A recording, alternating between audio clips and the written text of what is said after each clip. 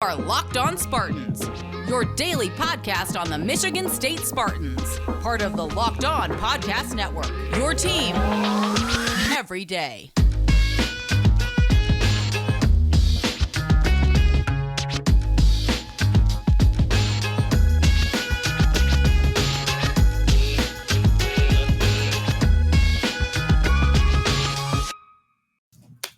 Locked On Spartans Nation, how on earth are we all doing on this fantastic Tuesday? Thanks a ton for joining us and making us your first listen. I am joined, if you're watching on YouTube, you already know this. If you're listening on the podcast, hey, any way you're taking it, hey, first of all, thank you. Thank you all very much. Second of all, we are joined by the one, the only Dave Klein, who might have thrown his back out playing basketball earlier today. His internet is kind of on the fritz, and his favorite college basketball team might have 3 scholarship players going into next season.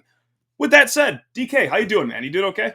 Yeah, man. All things considered, I'm doing well. You know, the news didn't really shock me today with Max Christie's decision. I think that I've been pretty vocal that I thought it was coming down the pipeline. It was a matter of time. I guess it's nice to just get that out there. And, you know, the thoughts of maybe him returning now have completely closed. And so now it's time to just move on forward. So there's something to just ripping the Band-Aid off, right? I mean, the only surprise really is that it came before the combine. I thought that, you know, there would at least be the shot that he does come back. Maybe if he doesn't hear everything he wants to after testing, but didn't even wait till that one. So, okay, cool.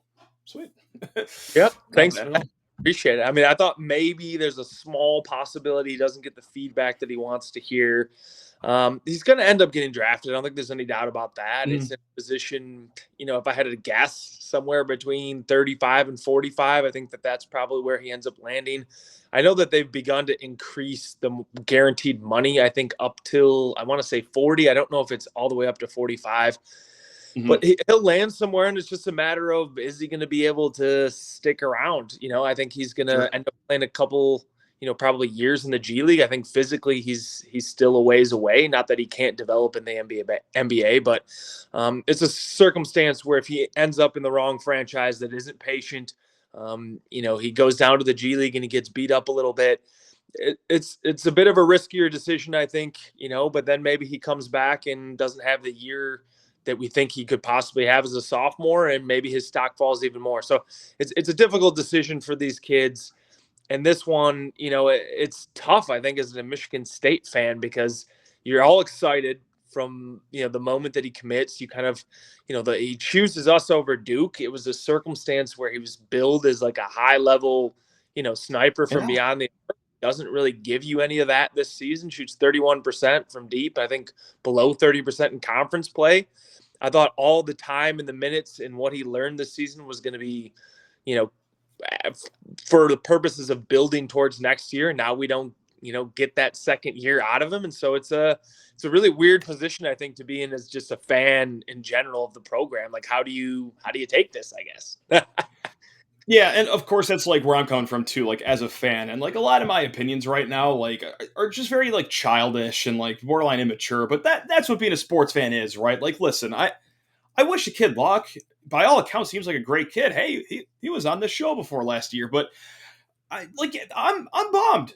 This is a huge bummer. Like, yeah, hey, go get your money, but like that was kind of underwhelming, wasn't it? That seemed to be the most underwhelming tenure for a high-profile kid, let alone a 5-star, to walk through Michigan State, and that kind of just leaves a weird taste in the mouth. Like, oh, not all the juice was squeezed out of that lemon there. That there was a lot to be desired with what was going on, unless you were enamored by his stretch from the Oakland game to the Minnesota game or Maryland game, 4 games after, like, and then the first half at home against Michigan. But other than that, it's like, whew, okay. Yeah, I guess what would you point to like the lasting legacy moment for the 1 year that he's here? Like I think it's different. Like when you get a guy like Jaren Jackson, you get a guy like Miles Bridges. I think that maybe that's the craziest thing, right? Miles loved it so much he wanted to come back for 2, even though really he would have gone about where he would have either way if he left after 1 or 2.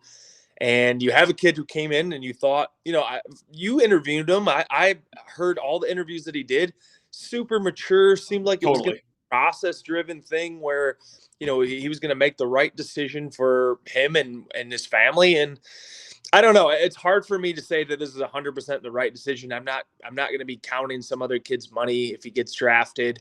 I just think he's in a risky situation where if he goes to the wrong organization that doesn't have the patience that needs to develop him, because I think physically he's probably 2 to 3 years away. Not saying that spending all that time in an NBA franchise can't get you more prepared than if you were in college. Mm-hmm. I just think that there's more of an investment, a time investment, a financial investment when you get drafted in the first round. Not saying that guys can't wash out in the first round either, but the team really puts more financial and time investment into those guys than they do in the mid to later second round guys. That's just a fact. So it will be something to monitor for him, but I'm with you. I mean, it was an underwhelming season. He was handed the keys to the castle, most minutes per game played, most shots in conference.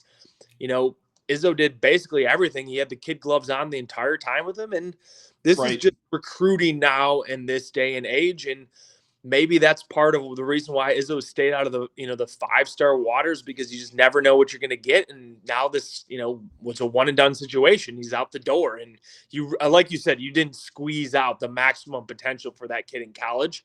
And it wasn't for a lack of effort or a lack of playing time or shot attempts or anything like that. It was just a matter of he wasn't physically capable of playing a 20-game Big Ten slate. So I guess good luck in the G League with 25, 26, 27-year-olds, grown men trying to put food on their table. It's going to be a very eye-opening transition, I think, for him. Again, you land in the right organization. I've seen a lot of people throw out the Jordan Poole stuff, and that's fair. That's he ended up playing some time in the G League. He went to maybe one of the best organizations, if not the best. They were patient. He developed, and now here he is in a perfect system for him.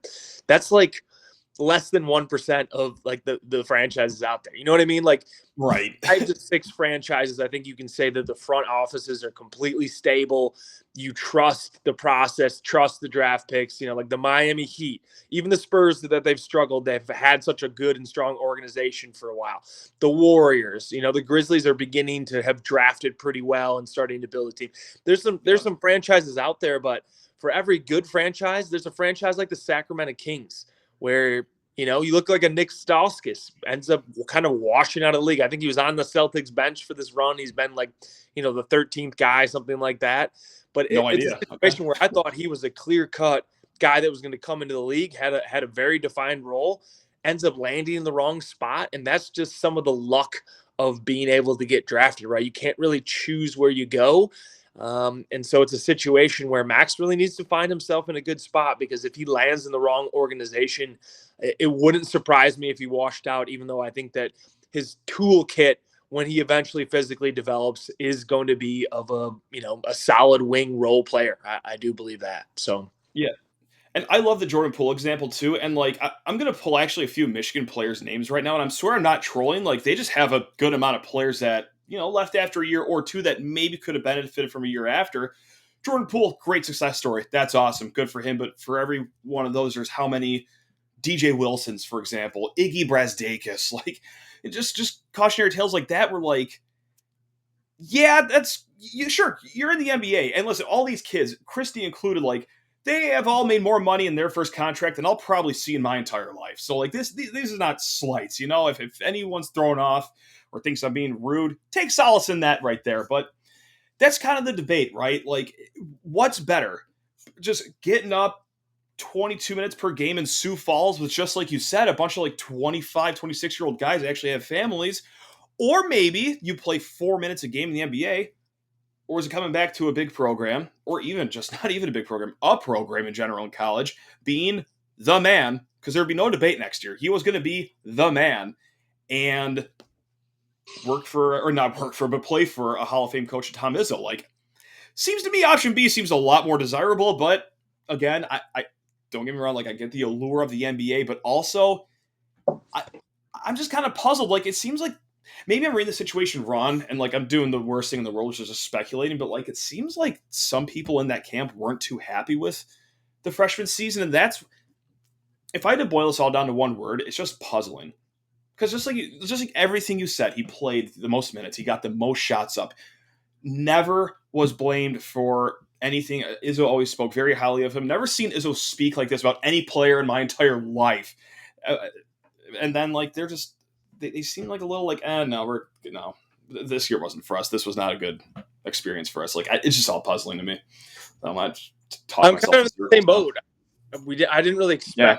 And then all the chatter came out basically right at the end of the season that, Mom wasn't happy with the way that it went. The camp, wanted to pursue the NBA and stay in it. And I don't know, who's to say.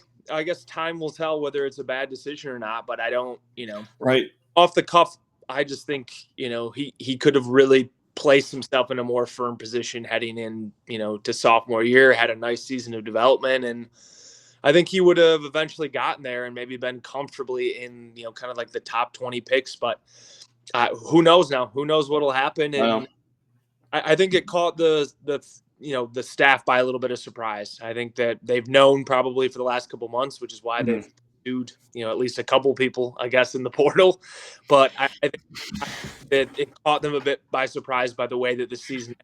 I think that this was a situation where they really thought they were getting him for 2 years, and they need to adjust and adapt very quickly, and they haven't shown that they're going to do that yet. And I'm very curious to see exactly where it goes from here, because from all I've heard, the next decision that they're going to make is sliding their best power forward up to the small forward position, and that's how this is going to start the season. And I have mixed feelings about that, way that the entire offseason has gone. A couple subpar years, and now we're entering into a situation where the conference is going to be down as a whole. No reason why you couldn't have competed for a Big Ten title if you go out and you get a center, you go out and get a little wing depth, and now – are they still a top 4 team in the conference? I've really looked at pretty hard at the talent. The talent is getting sucked out of the conference. There's a ton going to the NBA. There's a ton that's graduating. I think Michigan State's probably still a top 4 or 5 team. I think they're only going to get 5 to 6 teams in the tourney this next year. I really think it's going to be a down year for the conference. So in a year where you've just had 2 subpar years, you'd hope that the staff would really be aggressive about addressing some of the needs that are clearly there.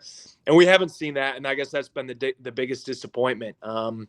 His desire to win with the guys that he's recruited rather than continuing to supplement what they do with some of the portal guys has been a bit frustrating on our end too. I mean, what would you give a grade for this offseason to date for this? Bingham and Brown both could have potentially come back for a 5th season. I didn't really expect either one to do it. Right. Mark ends up transferring. You lose Christie to the draft. Joey Hauser's back though. And Davis Smith pulled his name out of the transfer portal. He's back too. DK. In there. I would say this. When Marble decided to enter the portal, for me, it was like, okay, they've got no choice now, right? Like they lost Bingham and Marble. They have no choice. Right. It seems pretty clear that they're just going to roll the dice with what they have. I think Jackson Kohler is going to be a very exciting freshman. I can't wait to see him. I have no idea what Matty Sissoko is going to give us this year. I think that's terrifying. They're an injury away from either Hall, Hauser, or Kohler to having almost no depth whatsoever in the front court. And I don't know. It's just a little bit frustrating from a fan base perspective, where it's like, okay, you've had 2 bad seasons in a row. Now it's time to, really hit the portal hard. You gotta add what you need, what you're missing. And, now a lot of the wings from the portal have kind of gone and they've committed elsewhere. I really don't know. I think that Michigan State's still going to look to try to find somebody to replace, but the pool is shrinking by the day. They still don't have an assistant coach. It's been almost 6 weeks. I just don't. There's no urgency after 2 seasons in a row, and that's been my biggest disappointment. Where's the sense of the urgency being shown by the staff? And we haven't seen it. And yeah, I get it, man. I get it completely, 100%. Because I think we're pretty much in lockstep with how this offseason's been going, and everyone's got different opinions. I think maybe the majority is with that this offseason has not been good. And of course, there's a minority that it's somewhat justified that says it's fine. In Izzo, we trust. You guys are being too down. He's got a plan. But it's just like, does he? Like, I don't know. Like, listen, Jackson Kohler rolls his ankle. Like, we're looking at 24 minutes a night from Malik Carr at the 5. Like, this is not a good situation here. Like, it's getting scary. And like, this is my biggest thing with Christie leaving for the draft, as far as like a roster thing and what MSU looks like next year. It's not even like what you're losing on that starting 5. It's who's your best sixth man now? Because going into this season, if you had Christie, Jaden Akins as your sixth man is dynamite for sixth man. And now your sixth man off the bench, is it Pierre Brooks? Is it Keon Coleman? Like, I don't know who it is. Like, it's kind of scary. So, like, yeah, that's still not sure what they end up doing at the shooting guard position, right? Did they play Walker beside him? Right. Does they still come off the bench? Does Aiken start? I think, that's the question that'll be answered this summer probably. And maybe Walker ends up being the six man kind of microwave guy off the bench. But I think you're right. I think that the six guys I feel really comfortable about. I think Pierre Brooks has every opportunity to take a big step this year, and he has to. So, right. And I think Matt was in the same boat, and it's difficult for us as a fan base because we are not in every practice, right? We don't know what is going behind the scenes, how guys are looking, and maybe there just wasn't enough PT to go around last year. But it scares me a little bit that Matty Sissoko still hasn't 100% looked like put together on either side of the floor. They lost to center. They had one less center on the roster than they did when he was a freshman, and he played less minutes. I don't think that's a glowing endorsement by the staff either. So there's just a lot of eggs in the developmental basket, and I think from a fan base perspective, when there was so many guys that hit the portal and guys that could absolutely contribute to the roster, they didn't even have to go out and get a starting center. If they just got some guy that was 6'10", 250 pounds, played at a lower level, to be able to bring a body in here and kind of bang with some of the Hunter Dickinsons, the TJDs, the Zach Edey's of the world, I think that would have gone a long way. And, they're looking like they're not going to do so. And I think, honestly, that, the Carson Cooper red shirt is one injury away from being burned. Stay an extra year in high school and continue to develop.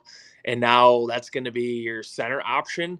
And who knows what he is long-term, but I think for the short term here now, the staff speaking to the fact that they want to redshirt him clearly means that they don't believe he's ready to contribute next year. And I don't know if that was the solution for the center problem. That kind of feels a little bit like, I don't know how to want to say this, but like that base isn't stupid.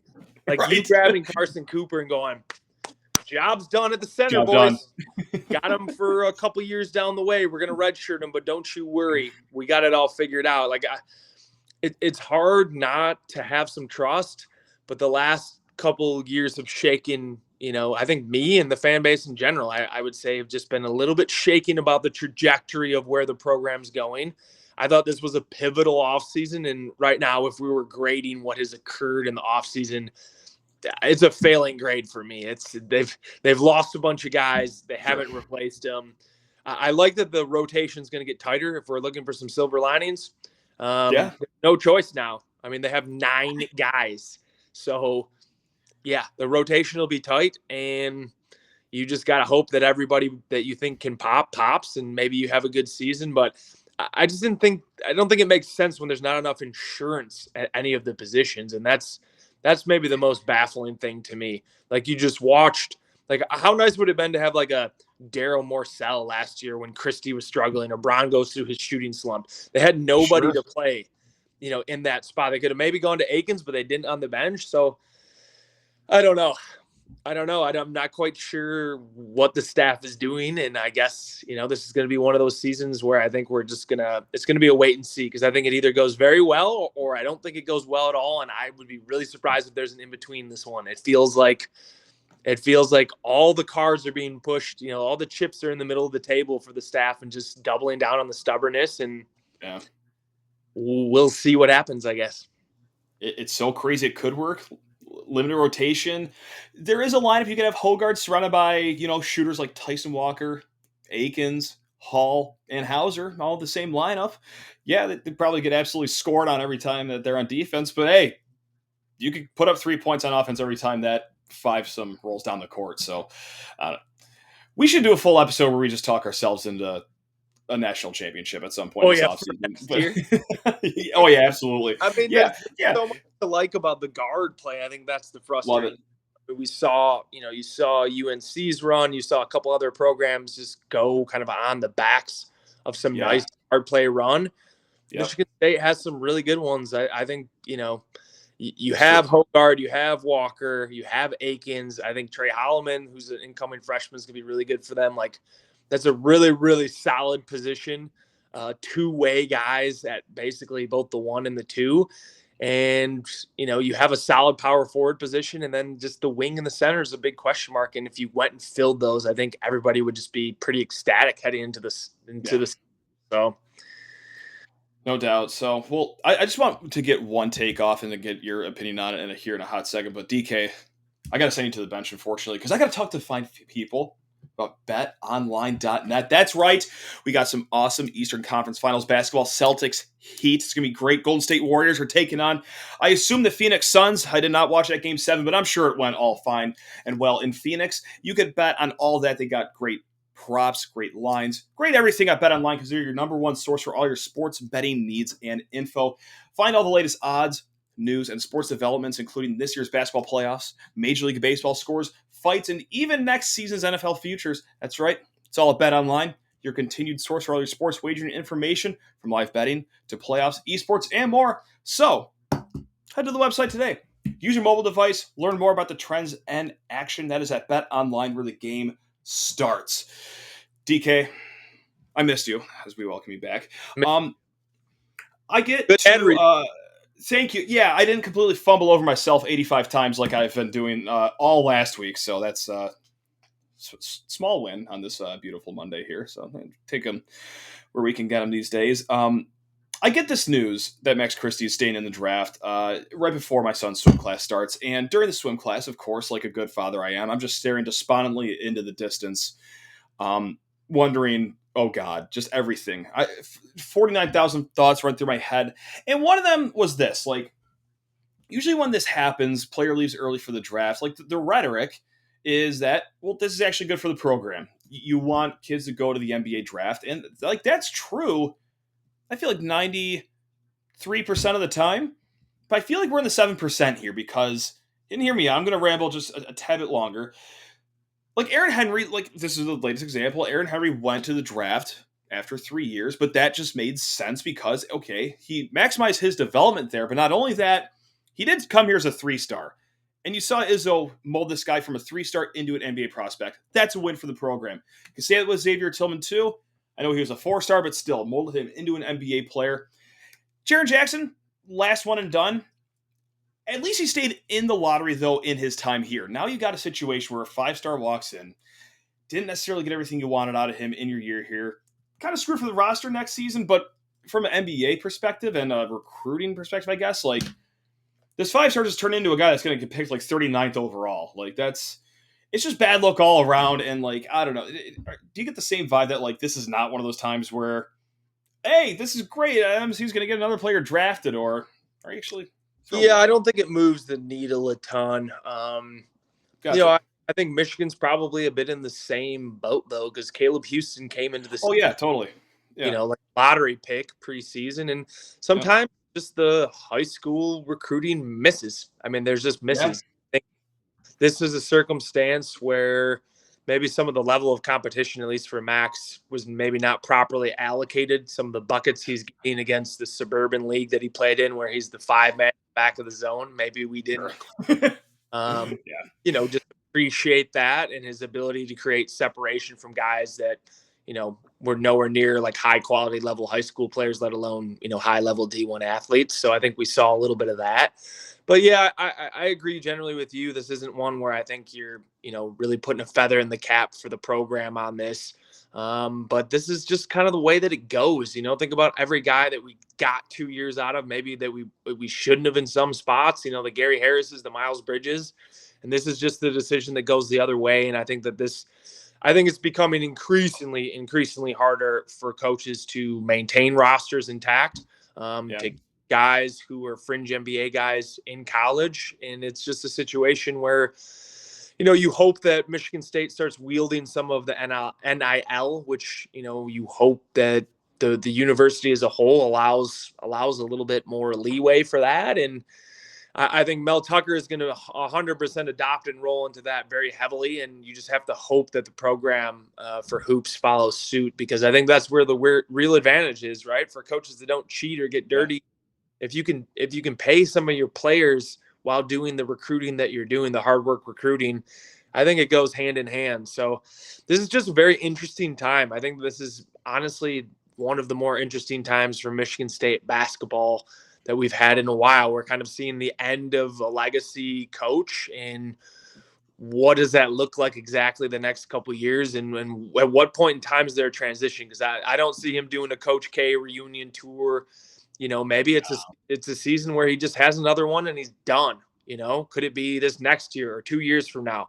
I don't know 100% an answer to that, because there's certain amount of stubbornness and just a will to win that he still has. But I think the more and more it gets difficult to maintain rosters and to be able to recruit kids the way that he's always done it, it's going to be difficult for him to continue to participate in the way that college basketball is being shaped. And we just saw Jay Wright go out, 2 national titles, Final Four.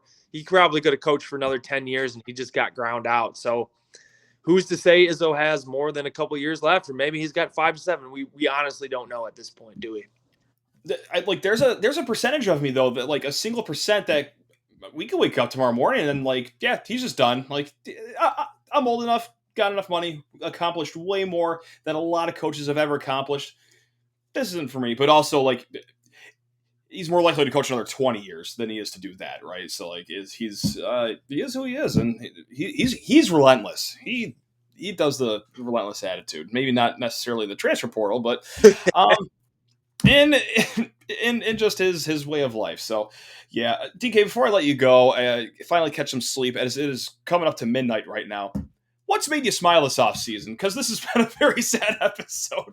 Oh, and we're speaking honestly though. Like, agree or disagree. Like this is genuinely our thoughts here, and like we're not hyping this up to be like, oh, doom and gloom just for kicks and giggles. Like I don't like being this miserable. Yeah, that's a good question. I mean, it's difficult to know because, the season ends, guys put in individual work, they're still doing group work. My understanding is I think almost everybody's home right now, and I think that the camp kicks back off like end of May, beginning of June. They're going to get back into it. I'm curious to hear like just thoughts on what Jackson Kohler is going to look like and how they think his role is going to be that. I think if you're looking at one kind of swing piece on top of Jaden Akins, who, again, I think we both agree, huge ability to have an upside year. Totally. I put something not too long ago before we hopped on here that if you would have given Jaden Akins the minutes and the shots that Christie got, I think Michigan State would have been a better team at the end of the season. And I think that's just a fact. Rebounds harder. He plays a little bit harder defense. Some of the intangible stuff. It would have been ahead of the game. And so we didn't really get to see that. The staff can't make that mistake again. They need to play him heavy minutes. They need to give him a bunch of touches. I honestly think if you're looking at like a guy that could take them to the next level, I think it's him. And I also think that if you can get like 25 minutes per game out of Jackson Kohler, and he's just an absolute bucket offensively, he's a guy that can score, 10 points, 11 points. Some games, maybe he pops off for 16, 17. But if he averages somewhere around 10 and 6 and you have at least an offensive stability to that position, again, I think it's going to go a long way. I really worry about the 2-point field goal defense, which has been bad the last couple of years. I think that this team is probably not going to be very good defensively because the front court is just not athletic, and there's just not a couple of guys that I can just point to that be like, I know they're going to go out and just like grab a ton of boards for this team. They've kind of gotten beat up a little bit, but I do think that this team can be pretty darn good offensively. They have a lot of skill. They have got a point guard that kind of stirs the drink for everybody. So I think the most exciting part of this offseason for me will be watching the development of some of these guys, seeing how the staff ends up starting whom. And I'm fascinated to see what ends up happening in the center spot. I really am, because Matty Sissoko is going to need to take a big leap. Jackson Kohler is going to need to be the real deal from day one for this not to turn into a very frightening season. So the staff apparently has faith, and I guess we will see. In Jaden Akins, we trust. And in Dave Klein at SpartanHoops.com, we listen to. Let's go, baby. DK, thanks. 12:02 a.m. right now. Thank you so much for recording this late, man. Really do appreciate it. You're the best, DK. People love listening to you. People love watching now. That's right, because this is a YouTube function now, DK, as you know. So folks, we'll be back tomorrow. I think we're going to do another Memory Lane series. This is with Joe Rexroad, and we're going to talk about John L. Smith for the entire episode tomorrow. So you want more Spartan happiness in our lives. Tune in tomorrow as well. That'll be a fun one. So looking forward to that one. Hard. It's going to be a fun one. It'll be a hoot and a half. Well, DK, until next time, you're the best. Everyone go check him out. SpartanHoops.com. He does incredible work over there. Much, Sheehan. I'll talk to you soon. Absolutely. See you then. Go White. Let's go.